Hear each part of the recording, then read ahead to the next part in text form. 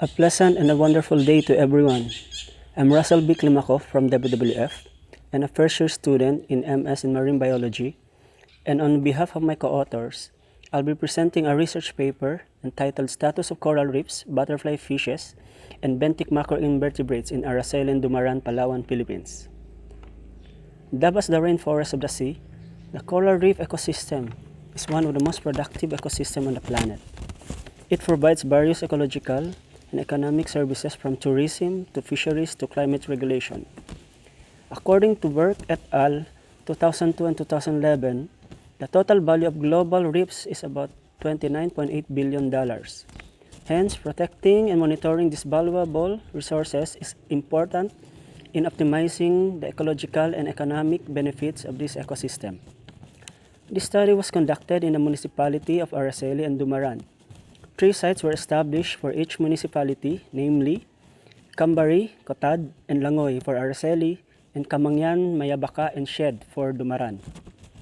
The C30 method was employed to collect the data.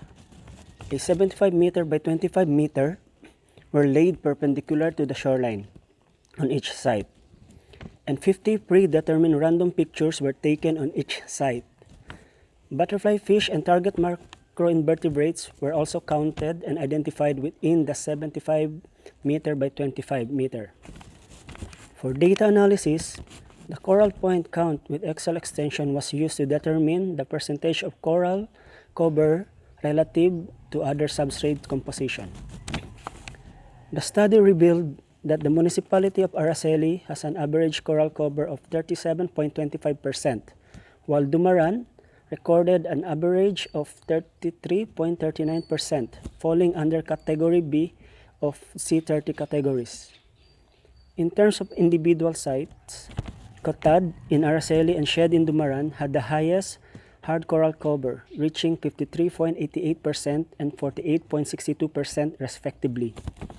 It was noted that the algal assemblages in Araceli and Dumaran was comparatively higher than the hard coral cover, with an average percentage of 47.79 and 44.83% respectively.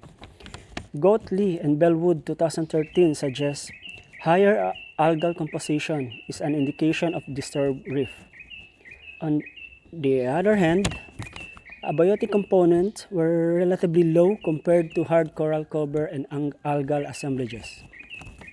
In terms of butterfly fish, Araceli recorded a total of 7 species while Dumaran recorded 5 species. Chaetodon baronessa and Chaetodon melanotus were recorded in both municipalities.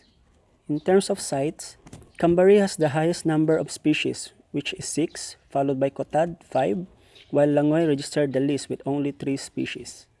In Dumaran, Shed registered the highest, with 5 species, while Camangyan and Mayabaka registered only 2 species each.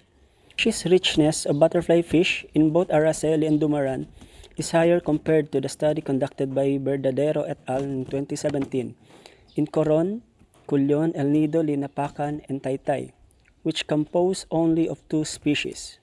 This variation can be attributed to the size of the reef and the availability of food. For target macroinvertebrates, only the blue Lyncia starfish and giant clams were recorded in Dumaran, while only blue Lyncia starfish were noted in Araceli. In terms of giant clam density, Camangyan in Dumaran recorded the highest density with 90.5 individuals per 1,875 square meter, followed by Mayabaka with 44.5, while the least density was recorded in Shed with only 20 individuals. The presence of giant clams in the reefs of Dumaran makes this area suitable for resource conservation. Hence, the need to protect part of these reefs for conservation purposes. Meanwhile, the absence of giant clams in sampling areas in Araceli suggests that the species are so rare and are now hard to find. Given these findings, the hard coral cover in Araceli and Dumaran is still in good condition. Hence, a sound management approach should be available and implemented to protect and manage these areas. Conserving this area will help naturally replenish the fish population and other macroinvertebrates. Thank you.